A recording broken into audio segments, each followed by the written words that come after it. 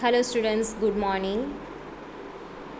આપણે કરતા હતા કે જે તાલીમના પ્રકારો છે, બરાબર, એમાં આપણે આગળના બે લેક્ચરમાં કરીએ કે જે કારીગરોને તાલીમ અપાય છે એ પ્રકારની તાલીમો, અને આપણે લાસ્ટ લેક્ચરથી ચાલુ કરેલું કે અધિકારીના વિકાસ માટે જે તાલીમ અપાય છે એ, બરાબર છે. તો એવા પ્રકારની તાલીમની અંદર આપણે એપ્રેન્ટિસશીપ જોયું, બરાબર છે. એના પછી રોલ પ્લેઇંગ જોયું. આજે આપણે કરવાના છે કેસ સ્ટડી. કેસ સ્ટડી એટલે શું કે આ વસ્તુ છે ને, કેસ સ્ટડી એ બધાને જ આવે છે, ઓકે. અને જ્યારે તમે 5th સેમેસ્ટરમાં જશો ને ત્યારે તમને રોજગાર અને ઉદ્યોગ સાહસિકતા વિકાસનો એક મેનેજમેન્ટનો સબ્જેક્ટ આવશે. જેવી રીતે આ તમે HRM ભણો છો ને એવી રીતે.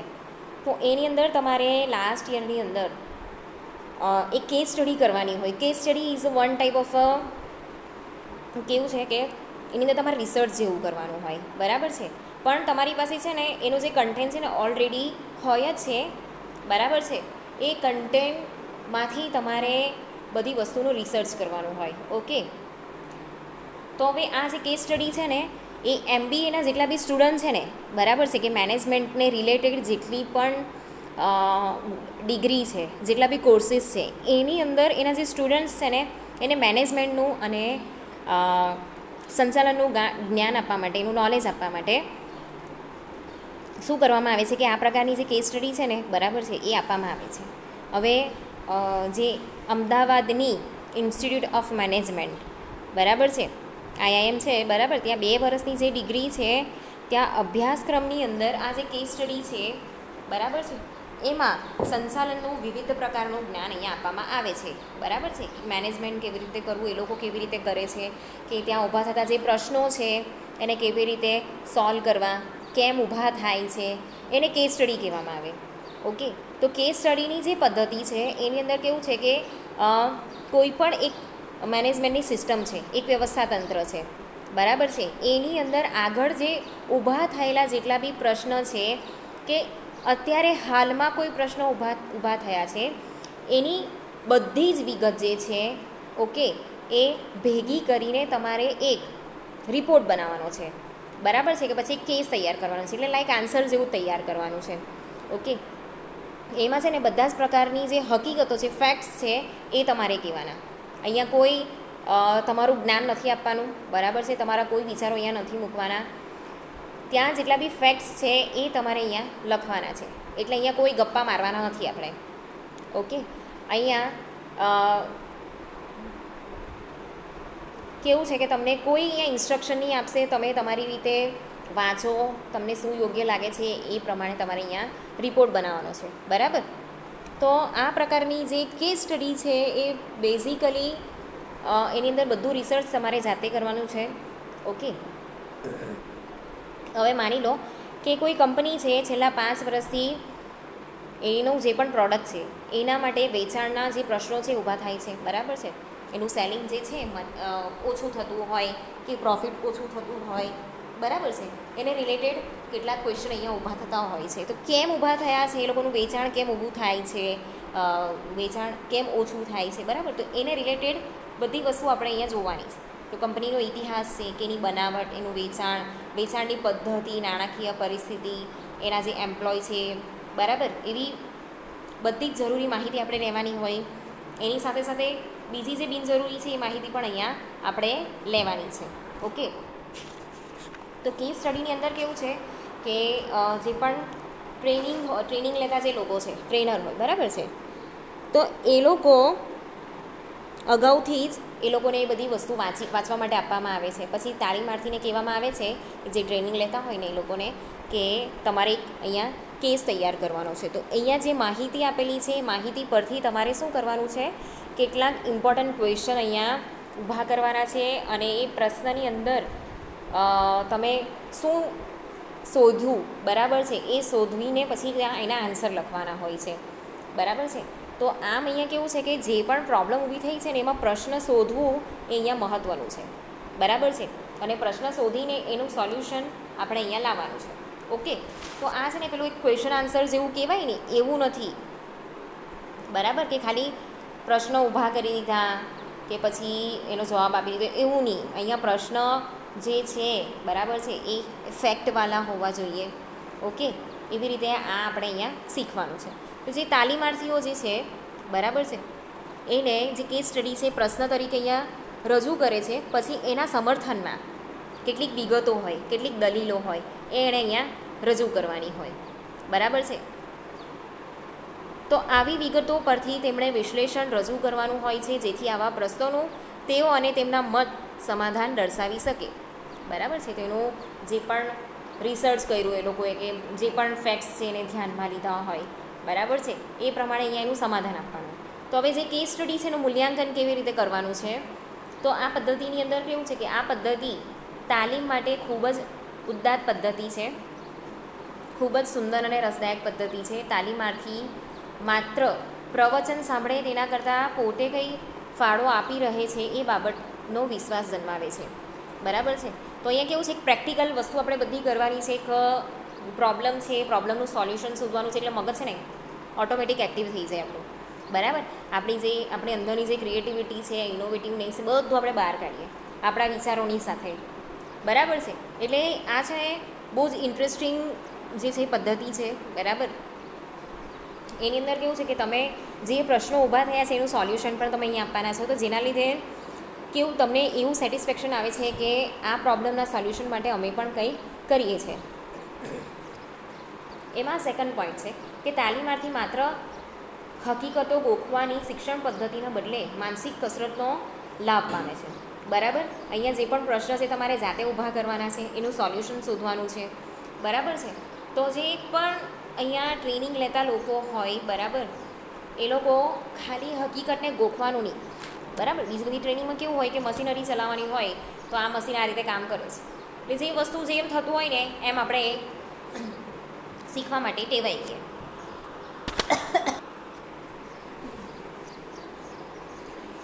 તો અહીંયા કેવું છે કે તમારે પ્રશ્નો ઊભા કરવાના છે, એનું સોલ્યુશન આપણે શોધવાનું છે. બરાબર. તો એના લીધે છે ને આપણે આપણા માઇન્ડને ચલાવીએ છીએ. બરાબર. કે શું હોય સોલ્યુશન, શું હોય, આપણે આજુબાજુ જોવાની ટ્રાય કરીએ છીએ. બરાબર. એટલે માઇન્ડ એકદમ એક્ટિવ થાય છે.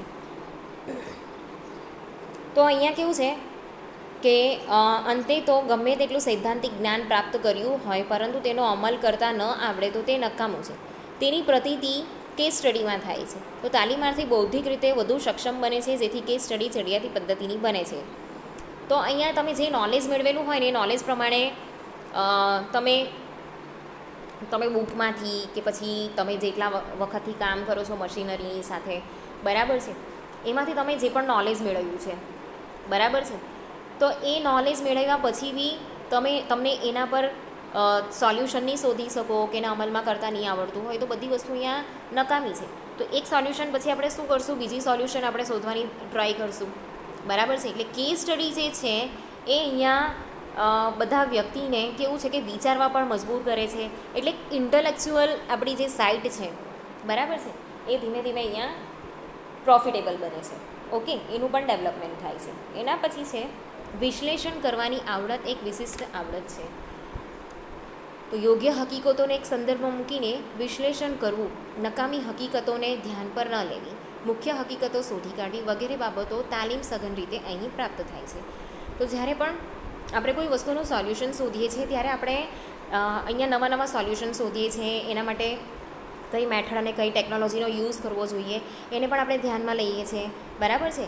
એટલે જે પણ મેથડ છે, યોગ્ય પ્રકારની જે હકીકતો છે, બરાબર છે, એને આપણે અલગ અલગ તારવીને એનું ક્લાસિફિકેશન કરીને આપણે અહીંયા વિશ્લેષણ બનાવીએ છીએ. બરાબર છે. એટલે અહીંયા કેવું છે કે જે વસ્તુ આપણે કામની નથી ને એને આપણે કાઢી નાખીએ છીએ. બરાબર છે. અને જે વસ્તુને આપણે ધ્યાનમાં લેવાની છે એ વસ્તુને આપણે અહીંયા કેવું સેન્ટ્રલાઇઝ કરીએ છીએ, જેના લીધે આપણે એનું સોલ્યુશન સારી રીતે કાઢી શકીએ છીએ. ઓકે. એના પછી છે કે અધિકારીનું મહત્ત્વનું કાર્ય સમયબદ્ધ નિર્ણયો લેવાનું છે. તો નિર્ણય લેવાની તાલીમ માટે કેસ સ્ટડીની ચડિયાતી કોઈ વિકલ્પ નથી. તો જે પણ અધિકારી છે, બરાબર છે, એનું કાર્ય સમયબદ્ધ નિર્ણયો લેવાનું છે. ઓકે. તો અહીંયા જે નિર્ણય લેવા માટેની જે તાલીમ છે એ કેસ સ્ટડીમાંથી આપણને મળે છે. ઓકે. એના પછી છે વળી આ પદ્ધતિ માટે ખૂબ જ ટેકનિકલ ન હોવાથી તમામ જ્ઞાન શાખાના વિદ્યાર્થીઓ તેનો લાભ લઈ શકે છે. બરાબર. તો હવે આ ટેકનિકલ નહીં હોવાથી કોઈ પણ ફિલ્ડવાળા કેસ સ્ટડી છે કરી શકે છે. ઓકે, એટલે બધી જગ્યા પર આનો યુઝ થાય છે. એવું નથી કે ખાલી એન્જિનિયરિંગમાં થાય છે કે MBAમાં થાય છે, બહુ બધી જગ્યા પર આનો યુઝ થાય છે. ઓકે, હવે એનામાં આગળ આપણે જોઈએ. પરંતુ આવી કેસ સ્ટડી તાલીમ ત્યારે સફળ થાય છે કે જ્યારે, હવે એના બી કેટલાક જો કન્ડિશન છે કે ક્યારે એ સફળ થાય છે. બરાબર. તો તાલીમાર્થીઓ પોતે જ શીખવાની વૃત્તિ ધરાવતા હોય અને તે માટે તેઓ સક્રિય રીતે ચર્ચામાં રસ લે. નિષ્ક્રિય અને ચર્ચા ટાળનારા લોકો આ પદ્ધતિમાં સફળ તાલીમ પામી ન શકે. તો જ્યારે કોઈ તાલીમાર્થીએ ખરેખર કંઈક શીખવું છે, કોઈ પ્રોબ્લેમનું સોલ્યુશન લાવતા શીખવું હોય, બરાબર છે, તો ત્યારે જ આ વસ્તુ છે ને શું છે કે એ લોકો સક્રિય રીતે ચર્ચામાં ભાગ લેતા હોય. બાકી ખાલી શીખવા માટે જતા હોય, બરાબર છે, કે ખાલી સાંભળવા જતા હોય, નિષ્ક્રિય રીતે અહીંયા પાર્ટિસિપેટ કરતા હોય કે ચર્ચા નહીં કરતા હોય, ચૂપચાપ બેસી રહેતા હોય, ગ્રુપ ડિસ્કશન નહીં કરતા હોય, બરાબર છે, તો ત્યારે એવા લોકો છે ને આ પદ્ધતિની અંદર સફળ રહેતા નથી. તો તાલીમ બી સફળ નહીં થાય. ઓકે, એટલે વેસ્ટ ઓફ ટાઈમ જેવું થઈ જાય. એના પછી સેકન્ડ પોઈન્ટ છે કે કેસ સ્ટડી તાલીમાર્થી પાસે ખૂબ જ તૈયારી માંગી લે છે. તો અગાઉથી કેસ વાંચીને ન આવનારા વિદ્યાર્થીઓ વર્ગમાં કશું જ પામી શકતા નથી. અહીંયા મેં તમને કીધું એ પ્રમાણે કે તમને પહેલેથી જ આખો કેસ છે વાંચવામાં આપવામાં આવે છે અને પછી એની અંદરથી ક્વેશ્ચન જે છે એ કાઢવાના છે, બરાબર, કે પછી ક્વેશ્ચનમાંથી સોલ્યુશન તમારે કાઢવાનું છે. તો જે લોકોને અહીંયા કેસ સ્ટડી વાંચવાની આપવામાં આવે છે તો એ વાંચીને નહીં આવે, બરાબર, કેમ કે એમાં પહેલેથી પ્રિપરેશન જોઈએ. તો એ વાંચીને નહીં આવે તો જ્યારે પણ એ લોકોને કંઈ બોલવાનું કહેવામાં આવે કે સોલ્યુશન શોધવાનું, પ્રશ્ન શોધવાનું કહેવામાં આવે તો એ લોકો બરાબર કરી શકતા નથી, બરાબર છે. તો નિરીક્ષક તો માત્ર માર્ગદર્શક છે, તે ચર્ચાને યોગ્ય દિશામાં લઈ જઈ શકે છે. તે સૂચનો કરતો નથી કે કેસનો ઉકેલ છે તે પણ જણાવતો નથી. તો અહીંયા જે પણ ટીચર તમને શીખવે છે, બરાબર, નિરીક્ષક, સુપરવાઇઝર, એ તો ખાલી તમને શું કરે, ગાઈડ કરવાનું કામ કરે છે, બરાબર છે, કે એક યોગ્ય દિશામાં તમને લઈ જાય. તો એ તમને અહીંયા કેસ સોલ્વ કરવામાં હેલ્પફુલ બનતો નથી, એટલે એ બધી વસ્તુ અહીંયા નકામી છે. ઓકે, એવી રીતે પૂર્વની શિક્ષણ પદ્ધતિ પામેલા લોકો માટે માત્ર કેસ સ્ટડી દ્વારા તાલીમ આપવી યોગ્ય નથી, કારણ કે તેઓ શિક્ષણમાં નિષ્ક્રિય રહેવાનું શીખેલા છે. તેઓ ચર્ચાને ટાળે છે, બૌદ્ધિક કસરતથી દૂર ભાગે છે. તો જે લોકો વેસ્ટર્ન કલ્ચરથી ભણેલા હોય ને એવા લોકો માટે કેસ સ્ટડીની તાલીમ જે છે એ લોકોને ગમતી નથી, કેમ કે એની અંદર આપણે વાંચવાનું હોય, શોધવાનું હોય, ક્વેશ્ચન શોધવાના હોય. તો એ લોકો કેવું છે કે ડિસ્કશન કરવું હોય તો એ બધામાં એ લોકોને ઇન્ટરેસ્ટ પડતો નથી. એટલે જે બૌદ્ધિક કસરત છે એનાથી દૂર ભાગે છે. એ લોકો પ્રેક્ટિકલી કરવામાં વધારે માને, તો ત્યારે પણ એ સક્સેસફુલ નહીં જતી, બરાબર છે. હવે આપણે નેક્સ્ટ જોઈએ કે ધંધાકીય રમતો.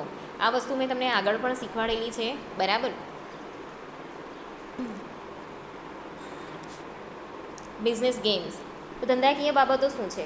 ધંધાકીય રમતો દ્વારા તાલીમ આપવાની પદ્ધતિમાં તાલીમાર્થીઓને 2 જૂથમાં અગર તો નિશ્ચિત જૂથોમાં વહેંચવામાં આવે છે. તો અહીંયા જેટલા બી ટ્રેનિંગ લેવાવાળા લોકો છે, જે ટ્રેનર્સ છે, બરાબર છે, એ લોકોને અહીંયા અલગ અલગ જૂથની અંદર અલગ અલગ ગ્રુપમાં ડિવાઈડ કરી દેવામાં આવે છે. કે પછી એ લોકોએ જે ગ્રુપ પાડ્યા છે કે આ ગ્રુપમાં આ વ્યક્તિ આ કામ કરશે, આ વ્યક્તિ આ કામ કરશે, તો એવી રીતે બધાને ગ્રુપની અંદર વેચી દીધેલા છે, બરાબર છે. તો દરેક જૂથ પોતે એક ધંધાકીય એકમ છે. એની અંદર એ લોકોને કહેવામાં આવે છે કે તમે લોકો આ બિઝનેસ ચલાવો છો, કે આ કામ કરો છો, કે આ મશીનરી ચલાવો છો, કે આ એકમમાં કામ કરો છો, બરાબર છે. અને જે બીજું જૂથ છે ને એ જૂથો તમારા પ્રતિસ્પર્ધી એટલે કે તમારા કોમ્પિટિટર છે, બરાબર, તમારા કોમ્પિટિટર છે એવું એ લોકોને જણાવવામાં આવે છે. અને એક કેવું છે કે ખરેખર એ લોકોને બધા ટાસ્ક આપવામાં આવે છે અને ખરેખર એ લોકો કોમ્પિટિટર છે એવી રીતે અહીંયા આખું વાતાવરણ તૈયાર કરવામાં આવે છે. તો જે પ્રતિસ્પર્ધી એકમોએ વિવિધ બાબતો અંગે નિર્ણય લેવાના હોય છે, આવા નિર્ણયોનું કોમ્પ્યુટર દ્વારા વિશ્લેષણ થાય છે. તો અહીંયા જેટલા બી એકમો છે, બરાબર, જેટલા બી ગ્રુપ છે, એ લોકોએ વિવિધ બાબતોની અંદર અહીંયા નિર્ણય લેવાનું હોય છે અને એ નિર્ણયોનો એક રિપોર્ટ બનાવવાનો હોય છે અને કોમ્પ્યુટરની અંદર એ લોકો નાખે છે. પછી એનું વિશ્લેષણ થાય છે. પછી એમાં શું પરિણામ આવી શકે છે એ ચકાસવામાં આવે છે. તો આ પ્રક્રિયા જે છે આખી એકદમ પ્રેક્ટિકલી અહીંયા કરાવવાની હોય છે, બરાબર છે. તો આ પ્રક્રિયા દ્વારા કયા જૂથો વાજબી અગર તો વધુ સારા નિર્ણય લઈ શક્યા તે અહીંયા જાણી શકાય છે. તો જે અલગ અલગ ગ્રુપને જે એક્ટિવિટી, જે ટાસ્ક આપવામાં આવ્યો છે, બરાબર, એ ટાસ્ક કરવાનો છે, એમાં ડિસિઝન લેવાનું છે, એમાં સૌથી સારું કોણે લીધું એ પ્રમાણે અહીંયા આપણે જાણી શકીએ છીએ કે કયું જૂથ સૌથી વધારે એક્ટિવ હતું અને સૌથી વધારે સારું અહીંયા એ લોકોએ પોતાનો યુઝ કર્યો છે, બરાબર, પોતાની ઇન્ટેલિજન્સીનો કે જે પણ વસ્તુ એ લોકોને પ્રોવાઈડ કરવામાં આવી છે એ. એના પછી છે કે ધંધાકીય રમતોમાં વિવિધ બાબતો અંગે નિર્ણય પ્રક્રિયા કરવાની હોય છે, જેમાં ઉત્પાદન, રિસર્ચ, માલ સામાન, વેચાણ, ભાવ, જાહેરાત ખર્ચ વગેરેનો સમાવેશ થાય છે. તો અહીંયા જે ધંધાકીય રમતો છે એમાં એ લોકોએ ડિસિઝન મેકિંગ કરવાનું હોય છે, બરાબર છે. તો એની અંદર કઈ કઈ વસ્તુનો સમાવેશ થાય છે, કયા કયા ટોપિક? તો ઉત્પાદન, પ્રોડક્શનને રિલેટેડ, રિસર્ચને રિલેટેડ, માલ સામાન એટલે કે જે રો મટીરિયલ છે, તમારી જે ફર્નિશ કોમોડિટી છે એ, બરાબર છે. પછી સેલિંગ, એની પ્રાઇસ, પછી માર્કેટિંગ, એડવર્ટાઇઝમેન્ટ, એ બધી વસ્તુનો અહીંયા સમાવેશ થાય છે. ઓકે. તો જે તાલીમાર્થીઓ છે એ ચોક્કસ સમયમાં હરીફાઈયુક્ત વાતાવરણમાં કેવી રીતે નિર્ણય લેવા તે આ તાલીમ દ્વારા શીખે છે. ઓકે. તો આ તાલીમથી ચોક્કસ સમયની અંદર આપણે કેવી રીતે નિર્ણય લેવા જોઈએ એ અહીંયા શીખે છે. હવે જે પણ ધંધાકીય રમત દ્વારા તાલીમ કેટલે અંશે ઉપયોગી છે તે આપણે જોઈએ. તો તાલીમાર્થીઓ નિર્ણય પ્રક્રિયા કે નિર્ણય ઘડતરની તાલીમ મેળવી શકે છે, નિર્ણય અને સમયનો સંબંધ જાણી શકે છે, નિર્ણય પ્રક્રિયા પર કેટલા પરિબળો અસર કરે છે અને તે બધાને કેવી રીતે સુગ્રથિત કરવા તે શીખી શકાય છે. તો જેટલા બી તાલીમાર્થીઓ છે, બરાબર છે, એણે અહીંયા જે ડિસિઝન મેકિંગ કરવાનું છે, બરાબર છે, એની અહીંયા તાલીમ મળે છે એને. પછી કેટલા સમયમાં કેવા નિર્ણય લેવાના છે, નિર્ણય લેવા માટે કેટલો સમય આપણને જોઈશે, એ બધી વસ્તુ આપણે અહીંયા જાણી શકીએ છીએ. એને નિર્ણય લેવા પર કેવા કેવા પરિબળો અહીંયા અસર કરે છે, બરાબર છે. Employees, machinery, method, customer, price, બધી જ વસ્તુ અહીંયા અસર કરતી હોય છે. તો એ બધી વસ્તુને એક સાથે લઈને કેવી રીતે નિર્ણય લેવો એ પણ શીખી જવાય.